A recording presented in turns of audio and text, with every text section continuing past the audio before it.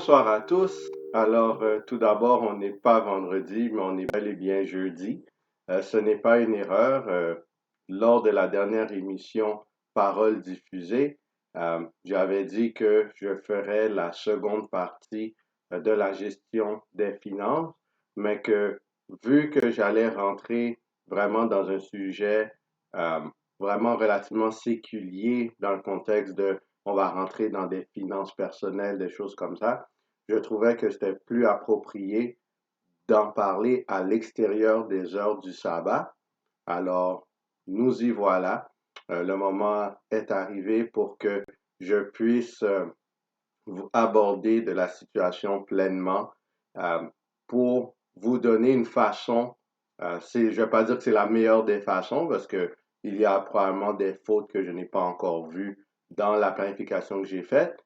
Néanmoins, c'est quand même une manière plus efficace d'éviter certains risques lorsque l'on entreprend un projet d'acquisition de bâtiments, par exemple.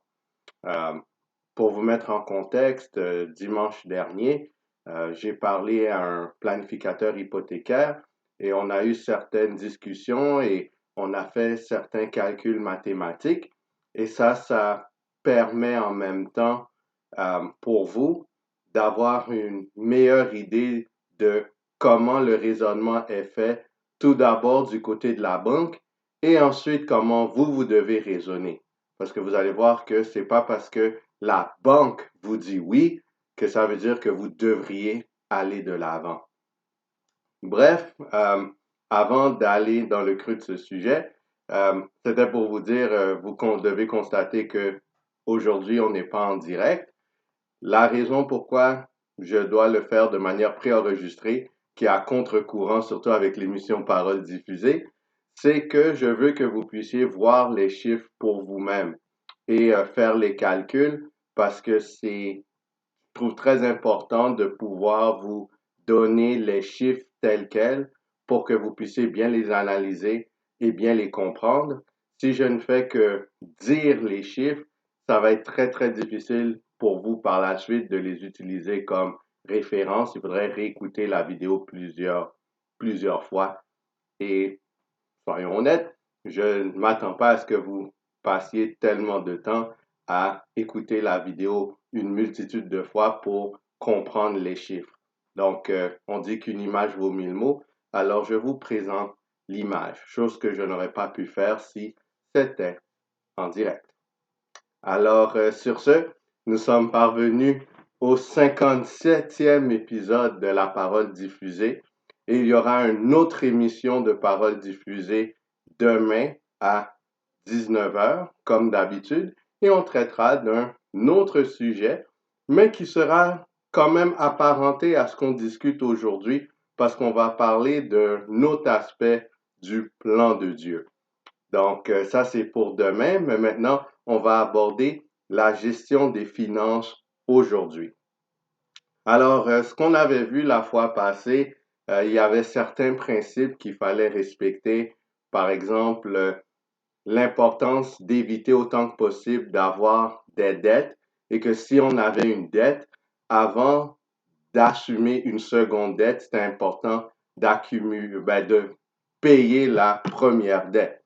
Nous avions vu ça. Nous avions aussi vu que si on était un jeune de 16 ans, qu'on pouvait avoir un plan d'épargne où on épargnerait 25 à 30 de notre salaire et on investirait ce montant-là ou bien on ferait quelque chose, soit on l'investit ou on fait juste l'épargner pour le garder si jamais on aurait un problème plus tard, on aurait cet argent-là parce qu'on avait dit si on était en mesure, par exemple, de d'économiser, si je ne m'abuse, c'était 5 000 par année, pas 5 000 disons 3 000 par année. Au bout de 10 ans, ça donnait 30 000.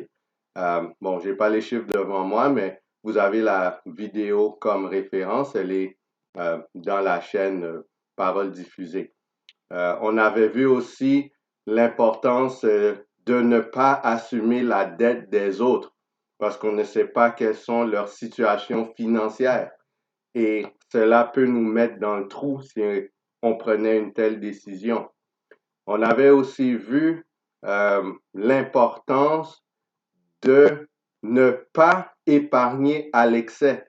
Donc ça, c'est le revers de la médaille, mais de faire fructifier l'argent que nous avons à la banque parce qu'on ne veut pas juste que l'argent reste dans la banque à tout moment parce que si on n'a pas un bon plan de succession, on peut tout perdre et on ne sait jamais ce qui peut arriver dans l'avenir. C'est mieux d'avoir un bien ou un service concret que nous bénéficions pour faire fructifier le montant que nous avons. Donc, d'une part, il ne faut pas se mettre dans des projets de trop grande envergure et il faut absolument autant que possible épargner. Ceci dit, il ne faut pas le faire de façon démesurée parce qu'on avait vu que les Écritures condamnaient ceux qui étaient riches pour eux-mêmes. Mais il faut avoir assez de ressources pour notre propre subsistance, mais aussi pour aider nos semblables. Donc, en gros, c'est ce que nous avions vu la fois passée. Maintenant, aujourd'hui, comme je l'ai mentionné plus tôt, je vais vous parler d'une façon euh, que je considère plus adéquate, surtout quand on compare ce que nous voyons dans la société actuelle, euh, de faire une planification budgétaire en vue d'une acquisition. Parce que si Dieu le permet, au courant de l'année, je pourrais aller me prendre un condominium, mais pour ce faire, naturellement, ça prend une bonne planification financière et je dois voir si je suis vraiment en mesure de payer le loyer qui surviendrait. Donc, quelle serait ma capacité d'achat réelle? Alors, tout d'abord, pour revenir à la discussion de dimanche dernier, j'avais parlé à un conseiller hypothécaire et puis je lui avais dit, bon, voici mon salaire brut, c'est 54 900. J'avais un investissement par rapport au REER ainsi que un Global Share Ownership Plan qui provient de mon travail. Euh, donc, le total des deux, c'est plus de 8 000 $. Donc, tout ça, ce sont mes actifs. Donc, l'actif, on parle en termes de comptabilité, c'est ce que je possède. Donc, je possède de l'argent naturellement. J'ai de l'argent à travers mon salaire ainsi que mes investissements. J'avais aussi donné de l'information par rapport à mon historique d'emploi et avec ces informations-là, ainsi que l'information par rapport au prêt. Parce que moi, en ce moment, j'ai une marge de crédit et le solde de cette marge, c'est 7 607,56. Donc, j'ai donné toutes ces informations-là au représentant et puis lui, il a rentré ça dans la machine et puis il m'a dit que j'étais préqualifié pour une hypothèque de 20 ans pour un montant de 230 000 $. Donc, à première vue, tu te réjouis, tu dis, ah, je peux m'acheter un condo jusqu'à 230 000. Cependant, et c'est là que c'est très, très important de toujours regarder au-delà de simplement ce que la banque dit, mais de faire nos propres calculs. C'est ce que j'avais fait. Donc moi, j'ai commencé, il m'a dit tout d'abord, c'était quoi le loyer mensuel. Ça reviendra à 961 $ à chaque mois. Ensuite, il m'avait parlé qu'il y a un frais de condo mensuel. C'était 150 $.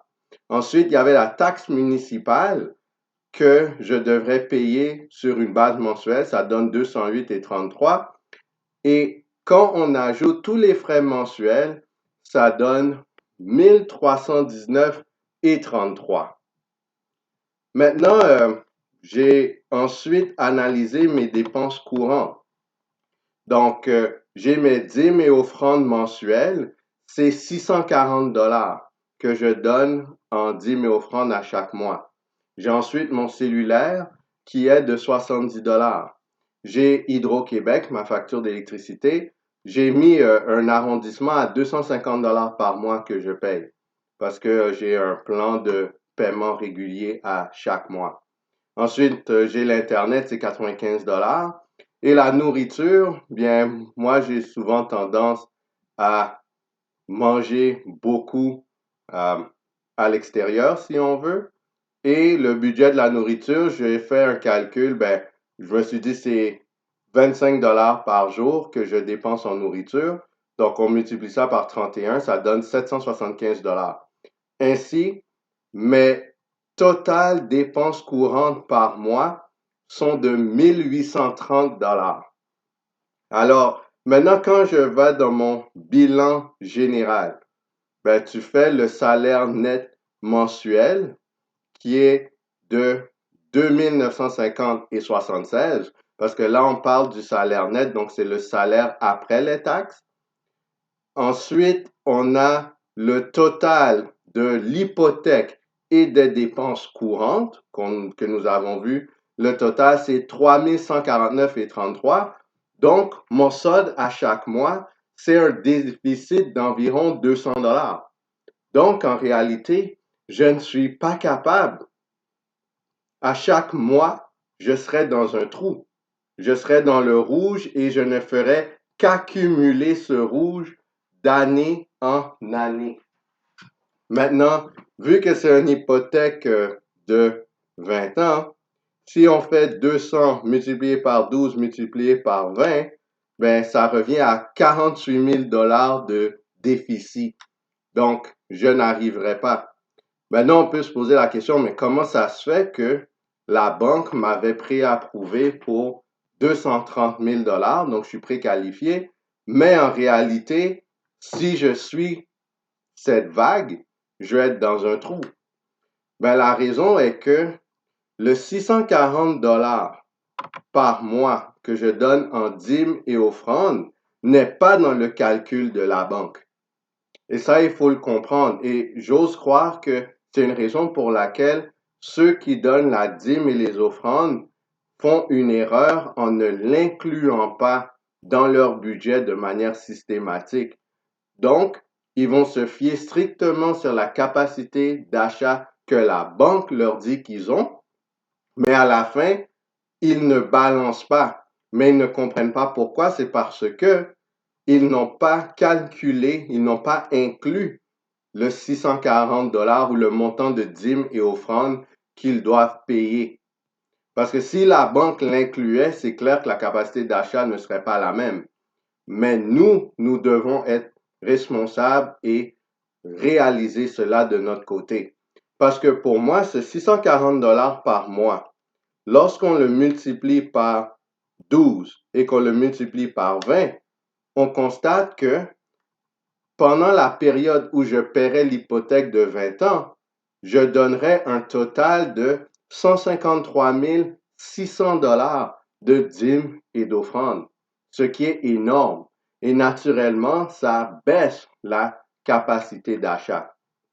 Alors, lorsque j'ai fait cette constatation, ben à ce moment-là, j'ai commencé à faire d'autres calculs. J'ai dit, ben, je vais réduire la capacité d'achat et je vais voir où j'aboutis dans mon solde final.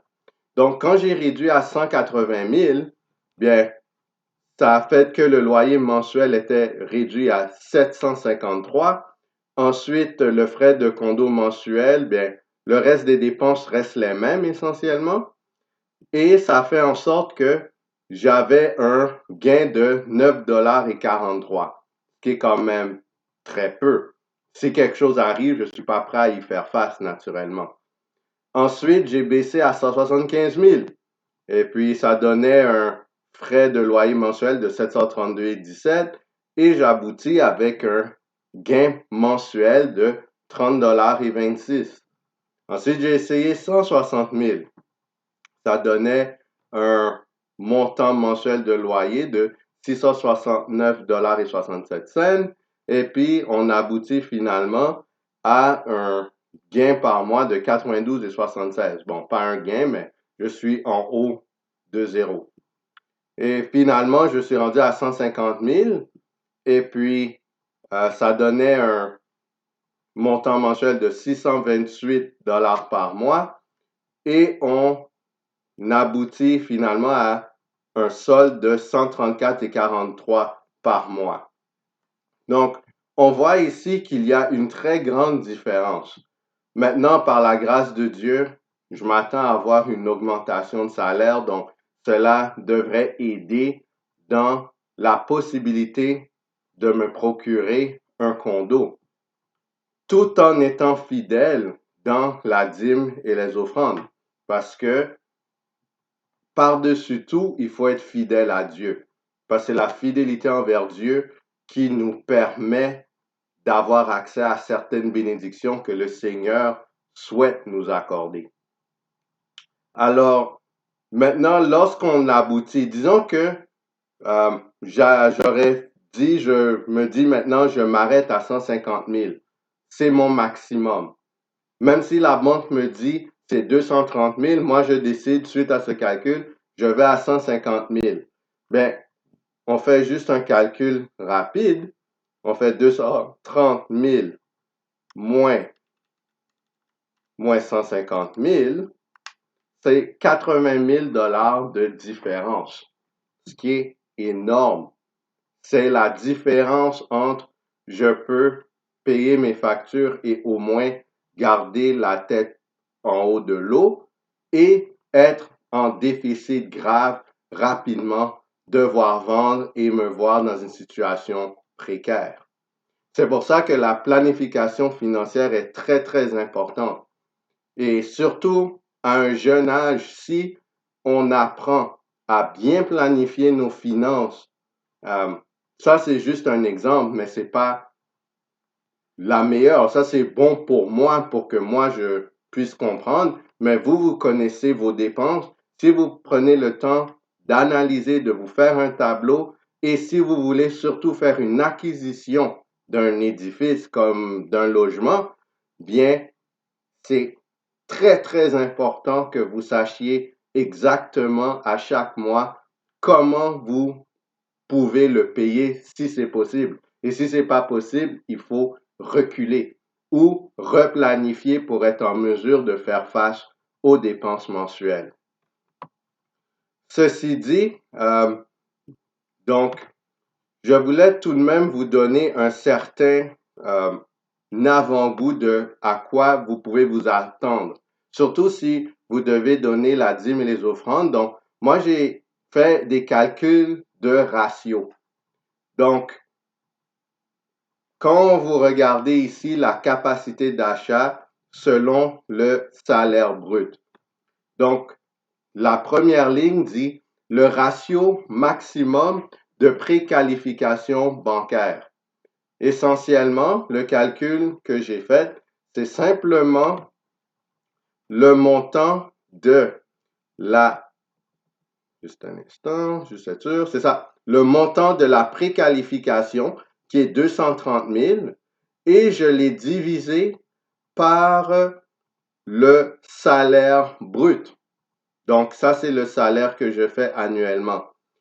Et ça me donne un ratio de 4,19. Ça, c'est le ratio que la banque me permet d'aller. En d'autres termes, ce que je veux dire, c'est que moi, selon le calcul bancaire, je peux aller jusqu'à 4,19 fois mon salaire pour avoir mon maximum de capacité d'achat. Maintenant, si par exemple, mon salaire était de 100 000 dollars bruts, on fait 100 multiplié par 4,19, ma capacité d'achat serait environ, naturellement on parle d'approximation et d'estimation, mais il y a quand même une certaine logique, ce serait à 419 000 dollars. Donc ça, c'est selon la banque. Maintenant, ce que moi je recommande, ce serait quoi le maximum que moi je dirais? Le ratio serait pas de 4,19, mais de 3,19. Parce que moi, j'ai utilisé, au lieu du 230 000 que la banque donne, moi, je suis allé à un gros maximum de 180 000.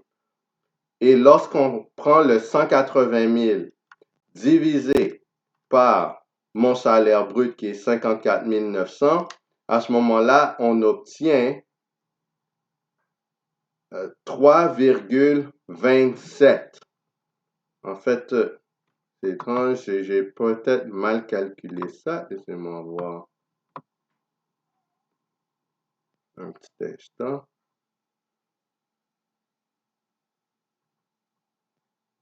Ah, OK, parce que j'avais pris le 175 000. OK, désolé, parce que j'avais pris le 175 000 au lieu du 180 000, ce qui n'est pas un problème en soi. Fait que en prenant le 175 000, on le divise par mon salaire brut et ça me donne 3,19. Donc, ce que moi je recommande, c'est un ratio de 3,19. Alors maintenant, si on prenait ce 100 000 dont j'avais mentionné plus tôt et on le multiplie par 3,19, on aboutit à 319 000 Donc, la banque dit tu peux aller jusqu'à 419 000 si tu fais 100 000, mais moi je dis parce que je prends en ligne de compte la dîme et les offrandes que la banque ne prend pas compte et je dis en fait la capacité d'achat est de 319 000. Donc c'est une différence de 100 000 Donc le ratio paraît minime, mais l'impact est vraiment grand. Maintenant, si on le fait à l'envers, maintenant on voudrait savoir, au lieu de savoir quelle est la capacité d'achat par rapport au salaire, maintenant si on veut savoir, tout d'abord on l'a fait avec le salaire brut, maintenant on va le faire avec le salaire net plutôt. Donc maintenant ça nous arrive ici. Le ratio maximum de préqualification bancaire, donc on fait le salaire, on prend maintenant le salaire, la capacité d'achat plutôt, divisé par le salaire net, et ça donne 6,50. Donc, disons que le salaire net d'un individu est de 50 000 dollars. Donc, on fait multiplier par 6,50. Sa capacité d'achat serait de 325 000 selon la banque. Mais moi, ce que je recommande, ce n'est pas une capacité d'achat de 6,50, mais de 5,08, parce que je me base sur non ce que la banque a préapprouvé, mais ce que moi je recommande. Donc, c'est pour ça que ça me donne le 5,08. Alors maintenant, si on prend 50 000 multiplié par 5,08, ça nous donne 254 000. Encore une fois, la différence est énorme. On parle de dizaines de milliers de dollars de différence. Oui, c'est sur une échelle de 20 ans, mais en même temps, si vous n'êtes pas capable de payer le loyer régulièrement, vous aurez de sérieux problèmes. Et il ne faut pas, à ce moment-là, choisir de s'éloigner du Seigneur en disant, l'argent qui revient au Seigneur, je vais payer mon loyer avec. Mais tout ça doit être fait au début. Alors maintenant, là, je vais passer de l'autre côté. Au lieu de savoir quelle est la capacité d'achat selon mon salaire, maintenant, on va chercher à savoir quel salaire nous avons besoin selon notre capacité, selon la capacité d'achat que nous voulons. Alors, selon la banque qui m'avait préqualifié de 230 000, ça voudrait dire que moi, mon salaire doit être 23,87% avant les taxes. Donc, si par exemple, vous voulez vous acquérir une maison qui coûterait 500 000 dollars, selon la banque, il faudrait que vous ayez un salaire de 119 350. Cependant, dans mon cas, je recommande un peu plus parce que moi, je prends en considération que vous allez payer la dîme et les offrandes. Donc, pour avoir une maison de 500 000 $,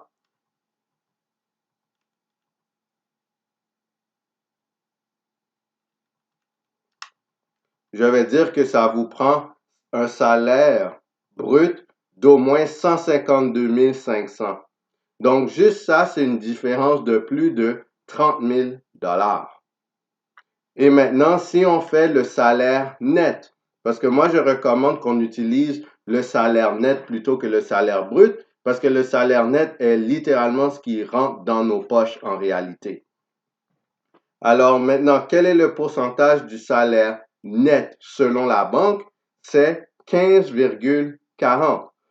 Alors, si on veut s'acquérir une maison qui coûte même 500 000 $, on va prendre le même chiffre, on le multiplie par 15,40%. Ça donne qu'il faut un salaire, c'est sûr que j'ai bien calculé, 77 000 $ net, non brut. Là, on parle de net. Fait que ça, c'est le montant qui doit être dans nos poches. Tandis que si on suit, disons, le calcul que moi j'ai fait de mon côté, si on veut s'acquérir un logement qui coûterait 500 000 $,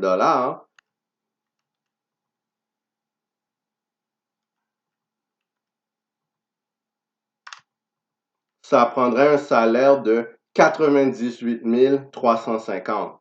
Donc, c'est une différence d'environ 25 000. Alors, voilà, ceci met fin à, disons, cette calcul de gestion financière. Je pense que, en fait, j'avais fait une erreur de calcul par rapport au... parce que je vois, en fait, que j'avais pris des 11 ici. Je vais juste vérifier. Donc, si j'ai pris des 11 ici, je devais prendre des 11 partout. Vous voyez, parce que là, j'ai pris C11. Si je prenais, en fait, si je choisis de mettre C11 ici, ça donne 3,28. C'est pour ça que ça donnait 3,28 ici. Parfait. Donc, je me suis un peu trompé. Au lieu de mettre 3,19, j'aurais dû, vu qu'en réalité, j'avais pris le 180 000, donc ça aurait dû être 3,28. Mais vous comprenez l'idée, j'ose le croire, et comment le calcul a été fait pour arriver à ces statistiques-là. Alors, comme je vous dis, tout ça constitue juste un modèle de planification financière. Je ne vais pas prétendre que c'est parfait. D'ailleurs, j'ai pris 180 000. Ça donne seulement un 9,43. C'est parce que j'anticipe une augmentation salariale qui devrait venir par la grâce de Dieu. Mais en même temps, on pourrait facilement argumenter que je devrais plus aller vers le 150 000 et ce serait vrai. Mes amis, c'est ultra important de faire ce genre de calcul si on planifie investir ou s'acquérir. Je ne sais pas quoi dire de plus. Malheureusement, on est dans une société de consommation. On veut les choses rapidement et on s'embarque rapidement parce que la société nous pousse à aller rapidement. Mais au minimum, il est vraiment, vraiment important de faire des calculs raisonnables, réfléchis avant de nous embarquer. Donc, ça, c'est une émission spéciale de Paroles diffusées. Je sens que c'est important parce que notre société vraiment a beaucoup de problèmes. On a de la misère à payer nos logements, on investit plus sur les biens de consommation, on n'épargne pas. Et on est dans une situation, on est dans une circonstance, on est dans un pays où tout se fait, où les grosses choses se font vraiment par emprunter. C'est une réalité, malheureusement, mais au moins, si on est pour emprunter, on doit vraiment s'assurer que nous le faisons à bon escient et que nous soyons en contrôle de nos faits et gestes. C'est ce que je vous souhaite. Épargnez, planifiez et ayez du succès pour la gloire de Dieu. Que le Seigneur vous garde. On se voit demain.